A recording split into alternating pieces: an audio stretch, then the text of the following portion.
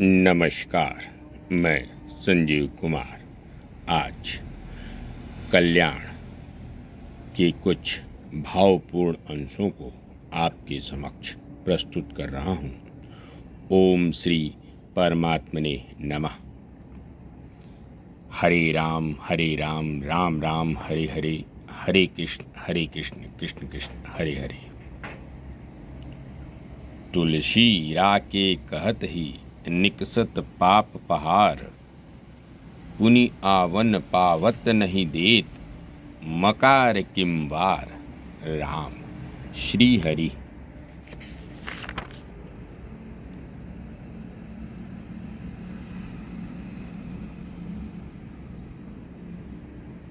श्री हनुमत ध्यान। महाशैलं समुत्पाट्य श्रावन्तं रावणं प्रति, लाक्षारसारुणं रौद्रं कालान्तकेयमुपमं, ज्वलदग्निसमं जैत्रं सूर्यकोटिसमप्रभम्, अंगदादैर्महावीरैर्वेष्टितं रुद्ररूपिणं, तिष्ठ तिष्ठ रणे दुष्ट सृजन्त घोरनि स्वनम। हनुमान जी एक बहुत बड़ा पर्वत उखाड़कर रावण की ओर दौड़ रहे हैं। वे लाक्षा महावर के रंग के समान अरुण वर्ण हैं। काल, अंतक तथा यम के समान भयंकर जान पड़ते हैं। उनका तेज प्रज्वलित अग्नि के समान है। वे विजयशील तथा करोड़ों सूर्यों के समान तेजस्वी हैं। अंगद आदि महावीर उन्हें चारों ओर से घेरकर चलते हैं। वे साक्षात रुद्र स्वरूप हैं। भयंकर सिंहनाद करते हुए वे रावण से कहते हैं, अरे ओ दुष्ट, युद्ध में खड़ा रह, खड़ा तो रह। नारद पुराण।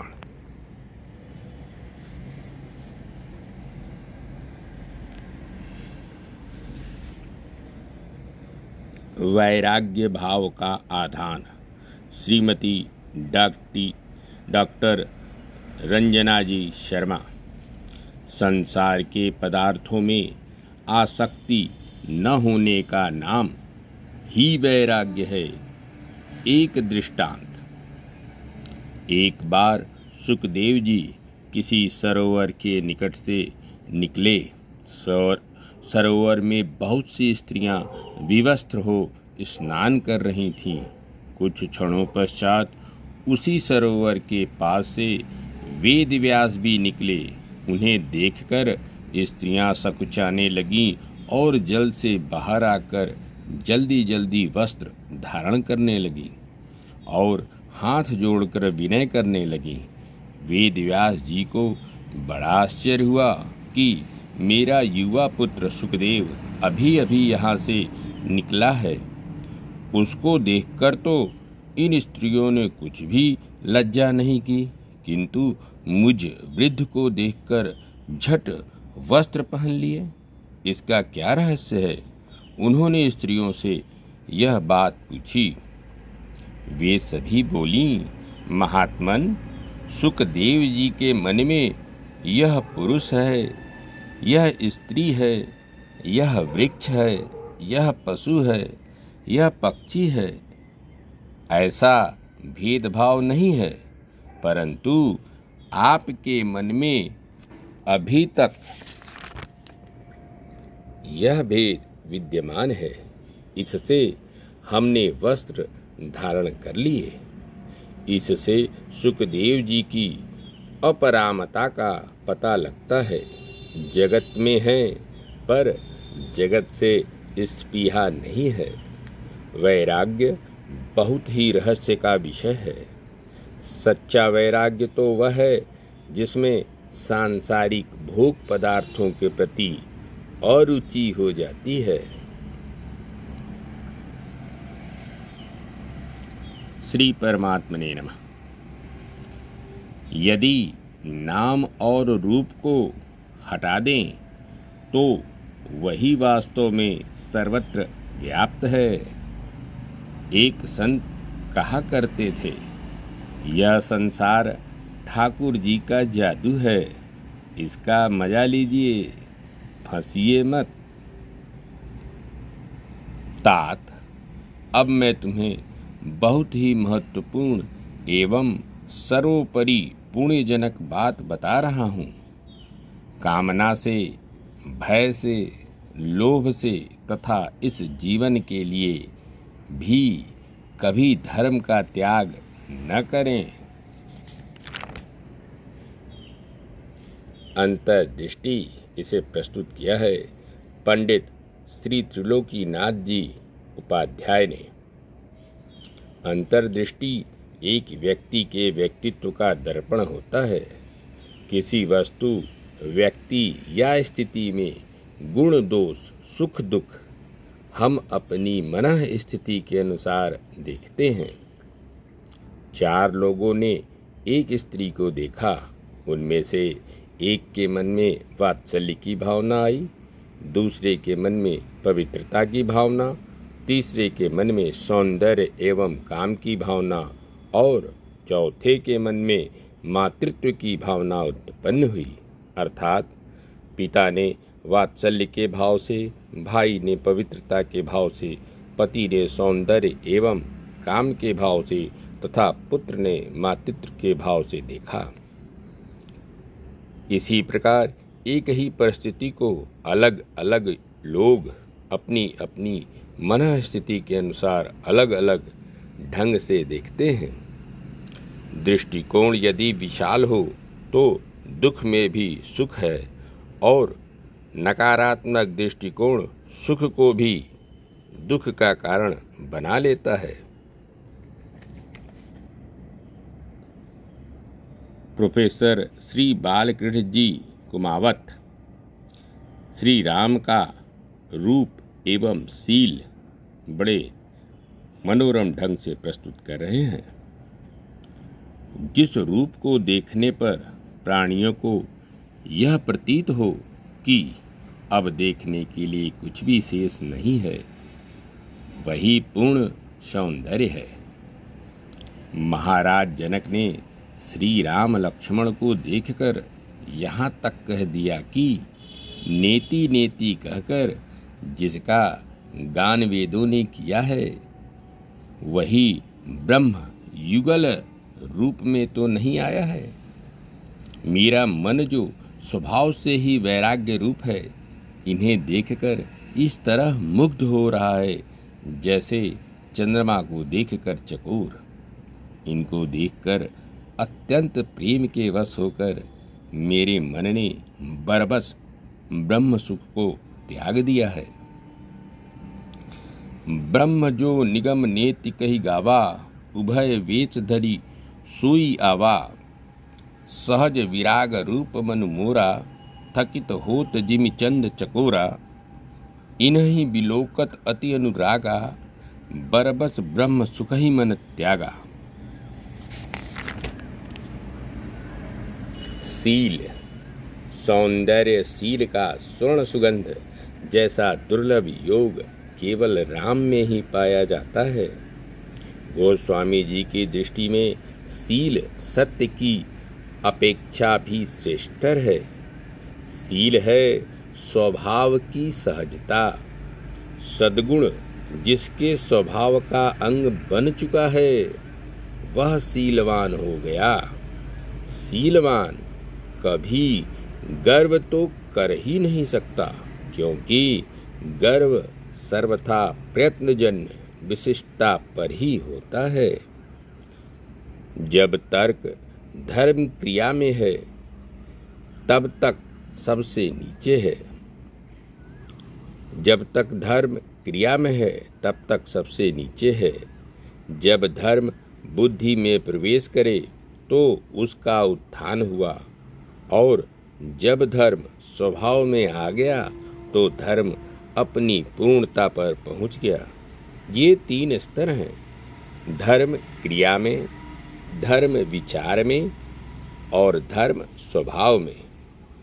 अतएव स्वभावगत धर्म का सर्वोत्कृष्ट रूप सील में ही है। यदि सील स्वभावगत न होकर क्रियागत होगा तो यह दंभ कहलाएगा। श्री राम शील की अनुपम निधि हैं। बाल्यावस्था में वे भरत जी की खेल में विजय होने पर इतने अधिक प्रसन्न हो जाते हैं कि उस उल्लास में दान की झड़ी लगा देते हैं। राम मानते हैं कि विजय की प्रसन्नता संग्रह की वृत्ति है, पराजय का सुख दान वृत्ति की प्रसन्नता। पराजय में आनंद की अनुभूति श्री राघवेंद्र की विजय ही है। इसे हम उनके शील की विजय कहेंगे। भरत जी ने चित्रकूट में एक सभा में कहा भी है, मैं प्रभु कृपा रीति जिय जोही, हारे हूँ खेल जितावत ही मोही। प्रभु कहने के लिए राजा हैं, पर संसार के प्रत्येक प्राणी के हैं सेवक। यही प्रभु का विलक्षण शील है। यही समान अतिशय नहीं कोई, ताकर शील कस न अस हुई। शील सर्वोपरि है। इस संबंध में महाभारत में एक कथा है। एक बार जब इंद्र का धन ऐश्वर्य छीन लिया गया, इंद्र गरीब हो गए,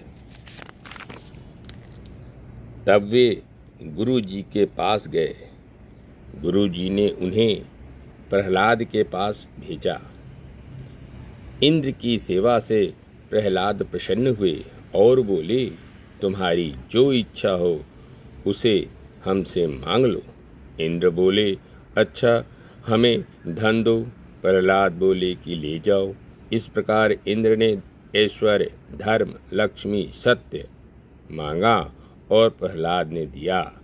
परंतु जब शील की बारी आई तो प्रहलाद बोले, ठहरो, सब कुछ मैं इंद्र को नहीं दे सकता, शील मेरा है। शील लौट कर आ गया और प्रहलाद के शरीर में बस गया। तब धर्म भी लौट आया, सत्य और लक्ष्मी भी वापस आ गए, क्योंकि जो शीलवान होता है उसी के अंदर सारे सद्गुण होते हैं। इंद्र ने तब शील के बारे में पूछा कि शील में ऐसा क्या है। तब इंद्र के गुरु बोले, अद्रोह सर्वभूतेषु कर्मणा मनसा गिरा, अनुग्रह सदा दानम शीलम में तत् प्रशस्यते। अर्थात मन, कर्म, वचन के साथ किसी से द्रोह मत करो, किसी का बुरा मत चाहो, किसी का अनिष्ट मत चाहो, सबके ऊपर अनुग्रह और सबको कुछ न कुछ दो। यही शील है और यही जीवन का सबसे प्रशस्त रूप है। ओम श्री परमात्मने नमः। भगवान का ध्यान करने योग्य रूप।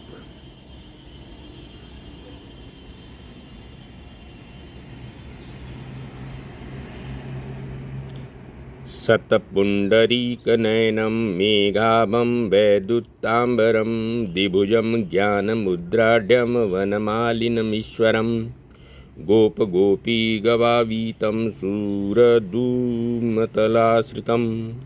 दिव्यालङ्करणोपेतं रत्नपङ्कजमध्यगं कालिन्दीजलकल्लोलसङ्गीमारुतसेवितं चिन्तयश्चन् सचेतसा कृष्णं मुक्तो भवति संसृते। भगवान के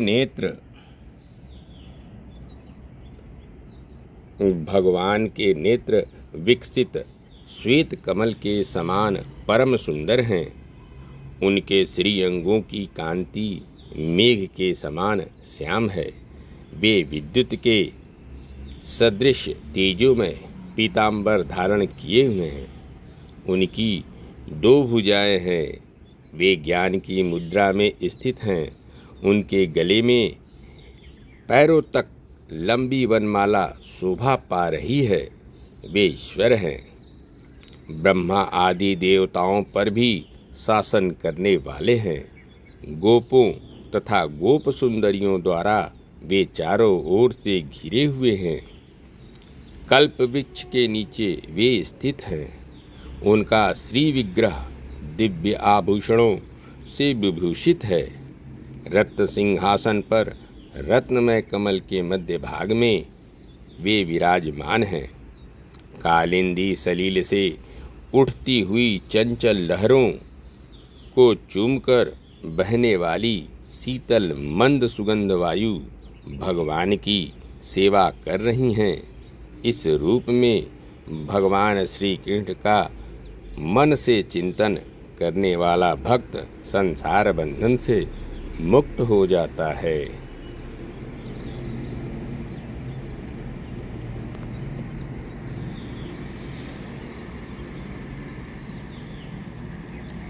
जय श्री कृष्ण।